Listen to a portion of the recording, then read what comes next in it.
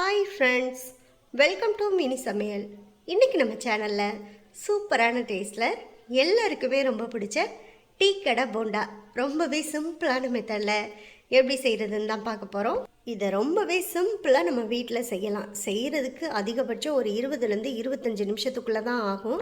வெளியில் உள்ள லேயர் பார்த்தீங்கன்னா கொஞ்சம் கிறிஸ்பியாக மொறுன்னு இருக்கும். உள்ளே பார்த்தீங்கன்னா நல்லா பஞ்சு போல் சாஃப்டாக மெத்துன்னு சாப்பிட்றதுக்கு சூப்பராக இருக்கும். நிறைய பேருக்கு டீ கடை போண்டானா ரொம்ப பிடிக்கும். ஆனால் வீட்டில் செஞ்சு சாப்பிட மாட்டாங்க. நான் இப்போ செய்கிற அதே மெத்தடை ஃபாலோ பண்ணி நீங்களும் வீட்டில் செஞ்சு பாருங்கள்.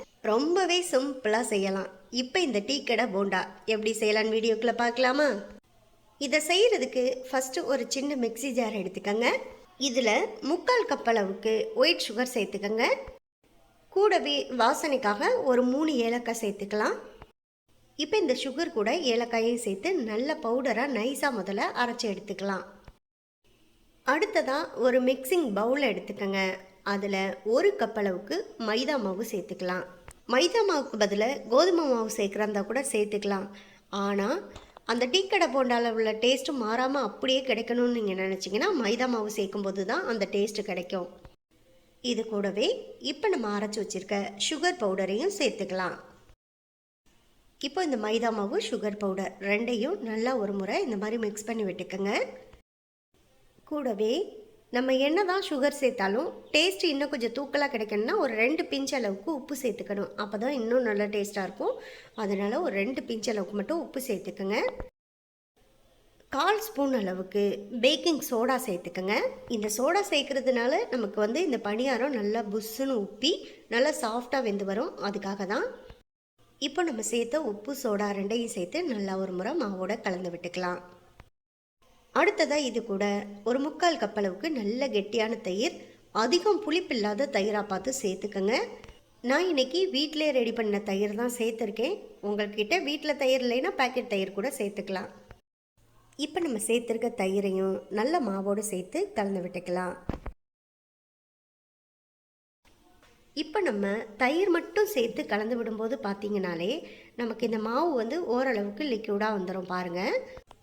ஆனாலும் நம்ம இது கூட கொஞ்சமாக தண்ணி சேர்த்து கலந்துக்கணும். ரொம்ப அதிகமாக சேர்த்துடக்கூடாது. ஏன்னா மாவு கொஞ்சம் கெட்டியாக தான் இருக்கணும். அப்போ தான் நமக்கு போண்டா நல்லா புஷ்ஷுன்னு எலும்பி வரும். அதனால் ரொம்ப மாவு தண்ணியாகவும் இருக்கக்கூடாது, ஓரளவுக்கு கெட்டியாக தான் இருக்கணும். இப்போ நம்ம கரண்டி வச்சு கலந்து விட்டது போதும். கை வச்சு கொஞ்சம் அடித்து கலந்து விட்டுக்கணும் இந்த மாவை. அதனால் இப்போ கொஞ்சமாக பாருங்கள், ரொம்பலாம் தண்ணி சேர்க்கலை. கொஞ்சமாக ஒரு 1/4 கிளாஸ் அளவுக்கு தான் நான் தண்ணி சேர்த்துருக்கேன். சேர்த்துட்டு நல்லா இந்த மாவை கொஞ்சம் அடித்து கலந்து விட்டுக்கங்க. அவ்வளோதான் பாருங்கள். இந்த அளவுக்கு நல்லா கலந்து விட்டு, இந்த அளவுக்கு மாவோட கன்சிஸ்டன்சி கெட்டியாக இருந்தால் போதும். இப்பொழுதைக்கு இந்த மாவு அப்படியே இருக்கட்டும். இதை ஒரு மூடி போட்டு மூடி வச்சு ஒரு 20 நிமிஷம் நம்ம வெயிட் பண்ணலாம். அப்போ தான் மாவு நல்லா ஊறி வரும். இப்போ சரியாக ஒரு 20 நிமிஷத்துக்கு மேலே ஆச்சு. பாருங்கள், மாவை ஓப்பன் பண்ணி பார்த்தோன்னா மாவு நல்லா பர்ஃபெக்டாக இப்போ ஊறி வந்திருக்கும். இப்போ கையில் கொஞ்சம் மாவை எடுத்து காமிக்கிறேன் பாருங்கள். இந்த மாதிரி கொஞ்சமாக எடுத்துகிட்டு எண்ணெயில் போட்டோன்னா இந்த மாதிரி விழுகணும். இதுதான் பர்ஃபெக்டான கன்சிஸ்டன்சி. இப்போ மாவை நம்ம ரெடி பண்ணியாச்சு. இப்போ நம்ம பணியாரம் செய்ய ஆரம்பிக்கலாம். அடுத்ததாக ஸ்டவ்வில் ஒரு பாத்திரத்தில் ஏற்கனவே நான் எண்ணெயை மிதமான சூட்டில் சூடு பண்ணி வச்சுருக்கேன்.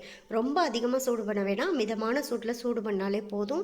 இப்போ கொஞ்சம் தள்ளி இந்த மாதிரி மாவை சேர்த்துக்கங்க. ஒன்றோட ஒன்று ஒட்டிடக்கூடாது. அதனால் கொஞ்சம் கேப் விட்டு சேர்த்துக்கங்க. நம்ம ஸ்டவ்வில் வச்சுருக்க பாத்திரத்தில் எத்தனை பணியாரம் சேர்க்க முடியுமோ அதுக்கேற்ற மாதிரி நம்ம மாவை சேர்த்துக்கலாம். இப்போ நான் ஸ்டவ்வில் வச்சுருக்க பாத்திரத்தில் ஒரு 4 பணியாரம் வரைக்கும் தாராளமாக சேர்க்கலாம். அதனால் சேர்த்துருக்கேன். இப்போ ஒரு பக்கம் நல்ல ஒரு கோல்டன் கலரில் செவந்து வரட்டும். அதுக்கப்புறமா கரண்டி வச்சு மெதுவாக திருப்பி விட்டோன்னா இன்னொரு பக்கமும் நம்ம வேக வச்சுக்கலாம். பாருங்கள், பணியாரம் எதுவுமே பாத்திரத்தில் ஒட்டாது. அழகாக நம்ம திருப்பி விடும்போது இன்னொரு பக்கமும் வெந்து வந்துடும். அதனால் ஒரு பக்கம் லைட்டாக ஒரு கோல்டன் கலரில் செவந்து வரும்போது இந்த மாதிரி மெதுவாக எடுத்து விட்டுக்குங்க. மாவு கொஞ்சம் வெந்த உடனே எடுத்து விடுங்க. இப்போ 4 பணியாரமே அழகாக ஒரு கோல்டன் கலரில் ஒரு பக்கம் வெந்து வந்துருச்சு. நான் இப்போ இன்னொரு பக்கமுமே திருப்பி விட்டு வேக வச்சுக்கிறேன். இதே போல் மாற்றி நல்லா ஒரு 4 பக்கமுமே பார்த்திங்கன்னா இந்த மாதிரி திருப்பி போட்டு வேக வச்சோன்னா ஒரு கோல்டன் ப்ரௌன் கலரில் செவந்து வெந்து வந்துடும். அப்போ தான் உள்ளேயும் நமக்கு நல்லா பஞ்சு போல் சாஃப்டாக வெந்து வரும். ஸ்டவ்வை மட்டும் லோ ஃப்ளேம்லேருந்து மீடியம் ஃப்ளேமுக்கு இடையில வச்சே வேக விடுங்க. ரொம்ப நீங்கள் ஹை ஃப்ளேமில் வச்சிட்டிங்கன்னா வெளியில் ஈஸியாக நல்ல ஒரு கோல்டன் ப்ரௌன் கலரில் கரிஞ்சு போயிடும். ஆனால் உள்ள மாவு வந்து வேகாமல் அப்படியே இருக்கும். இந்த போண்டா சாப்பிட்றதுக்கு ரொம்ப ரொம்ப டேஸ்ட்டாக இருக்கும். மிஸ் பண்ணாமல் இதே மெத்தடில் நீங்களும் வீட்டில் செஞ்சு பாருங்கள். செஞ்சு பார்த்துட்டு எப்படி வந்துச்சுங்கிறத கமெண்ட் பாக்ஸில் சொல்லுங்கள். பாருங்கள், இப்போ வந்து நல்ல ஒரு கோல்டன் ப்ரௌன் கலரில் 4 பக்கமும் நல்லா செவந்து வந்துருச்சு பாருங்கள். உள்ளேயும் இப்போ நல்லா சாஃப்டாக பஞ்சு போல் சூப்பராக வெந்து வந்திருக்கும். அவ்வளோதான், ரொம்ப ரொம்ப டேஸ்டான டீ கடை போண்டா, நம்ம ஸ்வீட் போண்டா வீட்டிலே செஞ்சு முடிச்சாச்சு. பாருங்கள், பார்க்குறதுக்கே எவ்வளோ சூப்பராக இருக்கும். இது சாப்பிட்றதுக்கு அவ்வளோ ஒரு டேஸ்ட்டாக இருக்கும். இப்போ இதில் உள்ள எண்ணெயெல்லாம் வடிச்சிட்டு அப்படியே ஒரு பிளேட்டுக்கு நம்ம மாற்றி எடுத்து வச்சுக்கலாம். ரொம்ப ரொம்ப சிம்பிளான மெத்தடில் நம்ம வீட்டிலே ஈஸியாக ஸ்வீட் போண்டா, அதாவது டீ கடை போண்டா செஞ்சு முடிச்சிட்டோம். மிஸ் பண்ணாமல் நீங்களும் ட்ரை பண்ணி பார்த்துட்டு எப்படி வந்துச்சுங்கிறத கமெண்ட் பாக்ஸில் சொல்லுங்கள். இந்த வீடியோ உங்களுக்கு பிடிச்சிருந்தா இந்த வீடியோவை லைக் பண்ணி நம்ம சேனலை மறந்துடாமல் சப்ஸ்கிரைப் பண்ணிக்கோங்க. சப்ஸ்கிரைப் பண்ணும்போது பக்கத்தில் உள்ள பெல் ஐக்கானை கிளிக் பண்ணி வச்சுட்டிங்கன்னா நான் போடக்கூடிய குக்கிங் வீடியோ எல்லாமே உடனுக்குடனே உங்களுக்கு வந்து சேரும். உங்கள் ஃப்ரெண்ட்ஸ் அண்ட் ரிலேட்டிவ்ஸ் எல்லாருக்கும் ஷேர் பண்ணுங்கள். இதே போல் அடுத்தடுத்து நல்ல நல்ல வீடியோவில் சந்திப்போம். ஓகே, பாய்.